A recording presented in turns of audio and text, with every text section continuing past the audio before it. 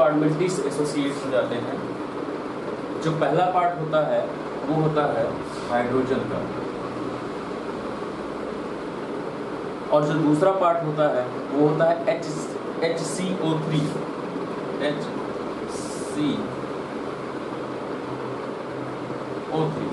ये जो H2CO3 है इसका ये H2 है, मतलब दो हाइड्रोजन है, तो एक हाइड्रोजन यहाँ फ्री हो गया, अंदर जाकर डिसएसोसिएट हो गया वाटर में, तो एक हाइड्रोजन फ्री हो गया, लेकिन एक हाइड्रोजन इसके साथ भी है, तो ये HCO3 यहाँ बच गया, लेकिन एक हाइड्रोजन फ्री हो गया। अब ये जो फ्री हाइड्रोजन है ये एसिडिटी कॉज कर सकता है या नहीं कर सकता, एसिडिक फॉर्मेशन कर सकता है नहीं कर सकता है।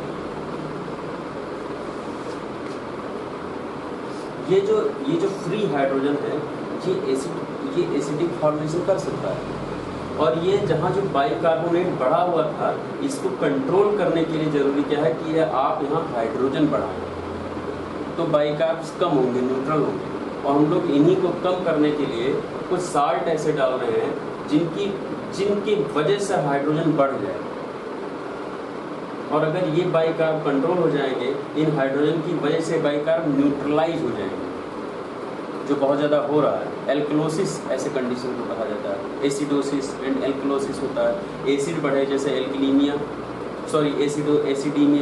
तो क्या है वो एसिडोसिस है, और अगर एल्कलाइन बढ़े तो उसको हम लोग कहते हैं एल्कलोसिस। तो ये क्या है एल्कलाइन बढ़ रहा है, और इस एल्कलाइन को कंट्रोल करने के लिए हम लोग H2CO3 ऐड कर रहे हैं, और H2CO3 अंदर जाके इसका एक हाइड्रोजन टूट कर बाहर निकल जाता है जो फ्री हाइड्रोजन है। और ये जो फ्री हाइड्रोजन है, ये जो फ्री हाइड्रोजन है, ये जो NaOH है, जो ये NaOH है इससे जाके मिल जाता है, जो NaOH का ये जो फ्री हाइड्रोजन है, जो NaOH का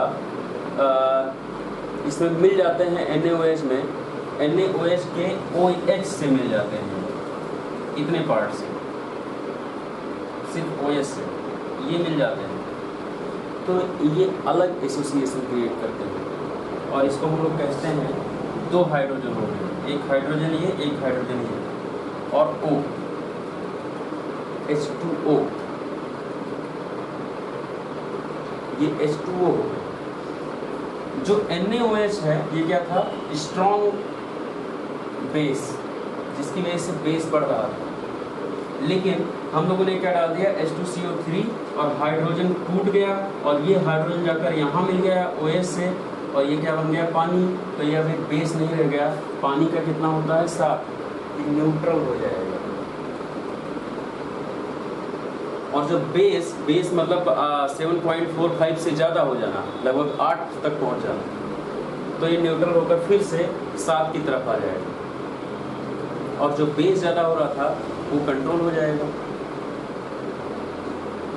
समझ में आ रहा है?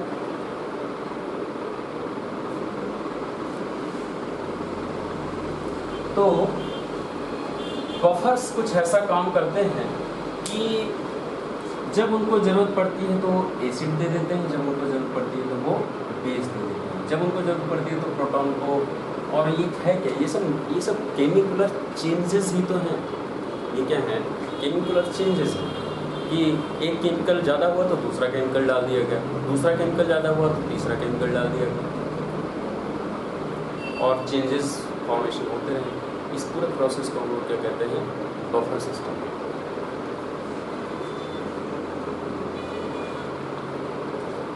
ये जो बफर सिस्टम है इसके 2-3 टाइप्स हैं। जैसे जो बफर सिस्टम हम लोग फर्स्ट डिफेंस पढ़ते हैं, फर्स्ट लाइन डिफेंस, इसके 2-3 टाइप हैं। जो पहला टाइप है वो हम लोग पढ़ चुके हैं। जो पहला टाइप है वो पहला टाइप कहलाता है bicarbonate buffers.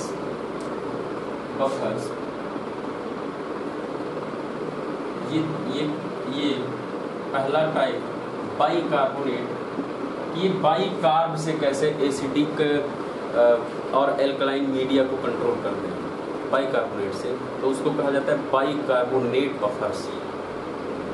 Bicarbonate buffers, bicarbonate buffers. ऐसे जैसे ये बाइकार्बोनेट बफर है, ऐसे ही कुछ और बफर्स हैं, कुछ और बफर्स हैं, उनको हम लोग कहते हैं फॉस्फेट बफर्स। दूसरा, इसको हम लोग कहते हैं फॉस्फेट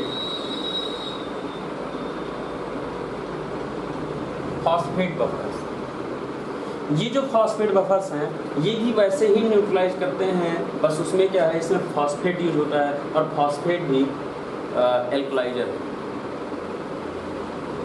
फॉस्फेट जो है ये भी एज ए एल्कलाइजर काम करता है और एसिड को कंट्रोल करता है। और फॉस्फेट बफर्स हैं, ये भी, इनके पास भी, फॉस्फेट के पास भी प्रोटोनेटेड और अनप्रोटोनेटेड दो हेड्स हैं, कि एक में प्रोटॉन दे देते हैं, एक में प्रोटॉन ले लेते हैं। और ये फॉस्फेट जो बफर्स हैं, ये जैसे यहाँ काम हो रहा था, बहुत सारे केमिकुलर चेंजेस हो रहे थे। जैसे अगर हम लोग एग्जाम्पल लें, तो ये कुछ ऐसा काम करते हैं फॉस्फेट बफर्स। ये भी दो टाइप के, एक एसिड वाला, एसिडिक पार्ट, और एक बेस पार्ट। एसिड पार्ट और एसिड प्रोटोन, ये क्या है, प्रोटोनेटेड बफर्स है, और ये अनप्रोटोनेटेड बफर है। एग्जाम्पल में क्या कर सकते हैं,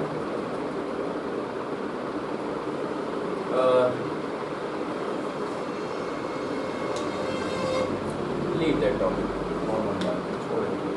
हम ये समझ सकते हैं, छोड़ो इसको। फॉस्फेट बफर्स, ये फॉस्फेट बफर काम करते हैं बाइकार्बोनेट जैसे। तो ये हैं बफर्स की कैसे आपको न्यूट्रलाइज करते हैं एसिड बेस बैलेंस को, और ऐसे ही केमिकुलर चेंजेस होते हैं। हम लोग एक एक केमिकल पकड़ के उसके केमिकुलर चेंजेस को पढ़ना बहुत सही नहीं है। तो एक एग्जांपल हम लोगों ने देखा। हम लोग नेक्स्ट स्टेप पे जाएंगे, रिस्पायरेटरी सिस्टम। बफर को समझ में आया कि बफर कैसे काम करता है। बफर्स के पास दो हेड हैं, एक प्रोटोनेटेड, एक अनप्रोटोनेटेड। प्रोटोनेटेड एक्टिव तब होता है जब साल्ट बढ़ता है, जब बेस बढ़ता है, तो प्रोटॉन छोड़े जाते हैं। लेकिन अनप्रोटोनेटेड तब एक्टिव होता है जब एसिड बढ़ता है। और उसका एक एग्जांपल हम लोगों ने पढ़ा है बाइकार्बोनेट। बाकी फॉस्फेट और प्रोटीन ऐसे और भी हैं, जैसे हीमोग्लोबिन। हीमोग्लोबिन अपने आप में एक बफर सिस्टम है। हीमोग्लोबिन कार्बन डाइऑक्साइड को लेकर जाता है और लंग्स में छोड़ देता है, कार्बन डाइऑक्साइड बाहर निकल जाता है। तो कार्बन डाइऑक्साइड अगर शरीर में रहेगा ना, अगर ना रहे तो कार्बोनिक एसिड नहीं बनेगा, और कार्बोनिक एसिड नहीं बनेगा तो हाइड्रोजन नहीं बनेगा, और हाइड्रोजन नहीं बनेगा तो एसिड नहीं बनेगा। तो हीमोग्लोबिन अपने आप में एक बफर सिस्टम, बफर सेल है। तो हम लोग आगे बढ़ते हैं रिस्पायरेटरी सिस्टम की तरफ, कि रिस्पायरेटरी सिस्टम कैसे काम करता है। Second line difference.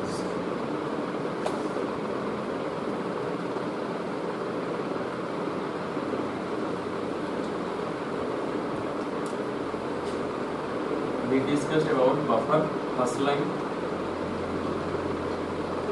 buffer system। फिर बात करते हैं सेकेंड लाइन, रिस्पायरेटरी।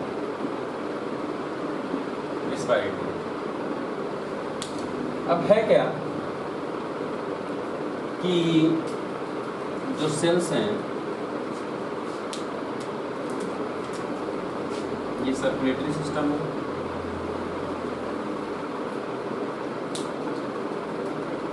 ये सर्कुलेटरी सिस्टम है, और यहाँ बहुत सारे सेल्स हैं,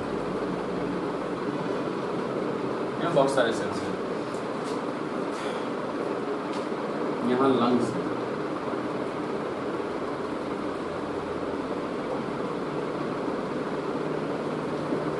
इसे लंग।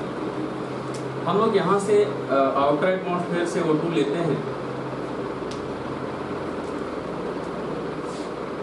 आउटर एटमॉस्फेयर से O2 लेते हैं और लंग्स में आता है, और लंग्स कहाँ जाता है, एक्स्ट्रा सेलुलर फ्लूइड में, और एक्स्ट्रा सेलुलर फ्लूइड से वेसल्स में, कैपिलरी में, पल्मोनरी कैपिलरी में, और कैपिलरी से ये सर्कुलेटरी सिस्टम में आता है, और सर्कुलेटरी सिस्टम से ये फिर एक्स्ट्रा सेलुलर फ्लूइड में, और फिर एक्स्ट्रा सेलुलर फ्लूइड से ये कहाँ पहुँच जाते हैं, सेल में। ये किसका पाथवे है, O2 पाथवे है, O2 पाथवे, ऑक्सीजन पाथवे, और इनको ऑक्सीजन प्रोवाइड हो जाता है और इनका लिविंग बायोकेमिकल एक्टिविटी चलती रहती है, एनर्जी मिलती रहती है। लेकिन जब ये O2 यूज कर लेते हैं तो इनके कुछ टॉक्सिक मटेरियल्स निकलते हैं, उसको हम क्या कहते हैं, CO2। और ये अब कहाँ जरूरी है, CO2 यहाँ से निकला, CO2 यहाँ से बाहर आया, और ये CO2 एक्स्ट्रा सेलुलर आया, फिर वेसल्स में आया, कैपिलरी में आया, और ये कैपिलरी से फिर लंग्स में आया, और लंग्स से ये कहाँ निकल जाए, बाहर एटमॉस्फेयर में। ये प्रोसेस कंटिन्यू चलता रहे, ये प्रोसेस कंटिन्यू चलता रहे। और ये प्रोसेस कंटिन्यू चलने के लिए कौन कौन सी चीज़ें जरूरी हैं, ये प्रोसेस चल रहा है। सबसे ज़्यादा जरूरी क्या है, रेस्पिरेटरी सिस्टम का हेल्दी होना। एल्वियोलर वेंटिलेशन सुना है? वेंटिलेशन क्या है, पहली बात तो ये, अब आसान भाषा में आप मेडिकल साइंस हटा दो, वेंटिलेशन मतलब क्या है, लेमैन लैंग्वेज में वेंटिलेशन क्या है, एक तरफ से दूसरी तरफ एयर निकल जाए आराम से, इजीली, हवा का आना और हवा का निकल जाना, उसको हम लोग क्या कहते हैं, वेंटिलेशन। कोई नई बात नहीं है, वही लंग्स में भी है कि एयर का आना और एयर का सफिशिएंटली निकल जाना, इसको कहते हैं वेंटिलेशन। जैसे आप एक कमरे में हैं, ये एक रूम है, और सोचो आप यहाँ पढ़ते हैं बैठ के, इस टेबल पे आप बैठ के पढ़ते हैं,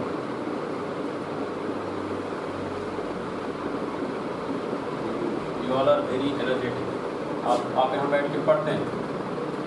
अब है क्या कि ये चारों तरफ से बंद हो तो आप सफोकेट हो जाते हैं, लेकिन अगर यहाँ एक विंडो हो और यहाँ भी एक विंडो हो तो अच्छी हवा क्रॉस हो, और ये सिर्फ हवा एंट्री ना हो, क्रॉसिंग भी हो, तो ताज़ी हवा आएगी।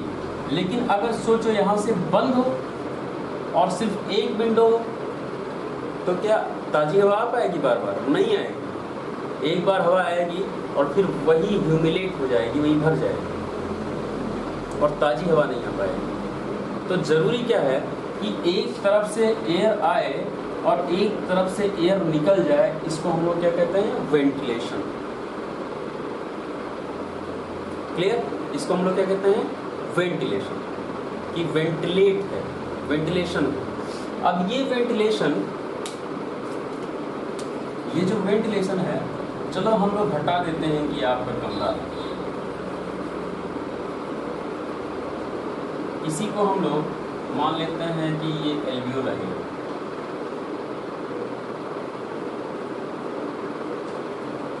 एल्वियोला है। अब ये क्या हो गया, ये हो गया एल्वियोलर वेंटिलेशन। कुछ नया नहीं हो रहा है, यहाँ भी वही हो रहा है कि एयर की एंट्री हो एक विंडो से और दूसरे विंडो से एयर निकल जाए बाहर, मतलब O2 आए और O2 निकल जाए कहाँ, कैपिलरी। और जब उधर से एयर आए तो कैपिलरी से जो CO2 आए वो इस साइड एक इस विंडो से आते हैं और इस विंडो से निकल जाए, इसको हम क्या कहते हैं, एल्वियोलर वेंटिलेशन। लेकिन अगर इस एल्वियोलर वेंटिलेशन में कोई खराबी हो जाए, इस एल्वियोलर वेंटिलेशन में कोई खराबी हो जाए, कि मान लो जैसे ये वाला विंडो बंद हो गया,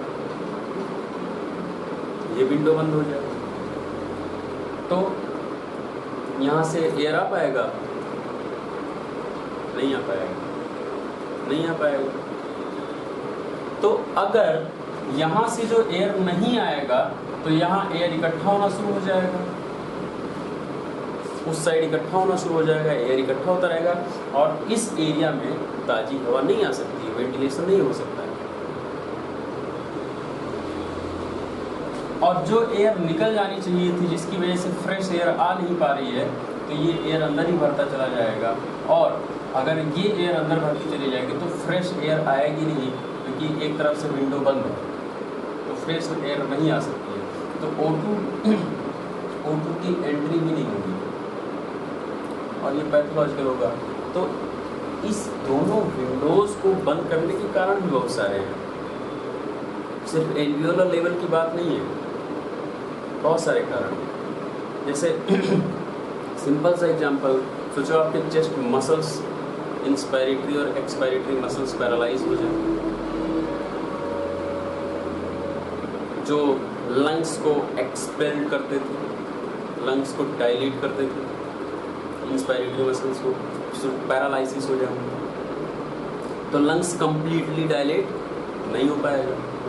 और अगर कंप्लीटली डायलेट नहीं होगा तो इनके जो विंडोज़ हैं ये कंप्लीटली ओपन नहीं हो पाएंगे, एल्वियोलर साइज बढ़ेगा नहीं, तो ये कंप्लीट ओपन होंगे नहीं। और अगर कंप्लीट ओपन नहीं होगा तो क्या कंप्लीट एयर एंट्री इसमें हो पाएगी?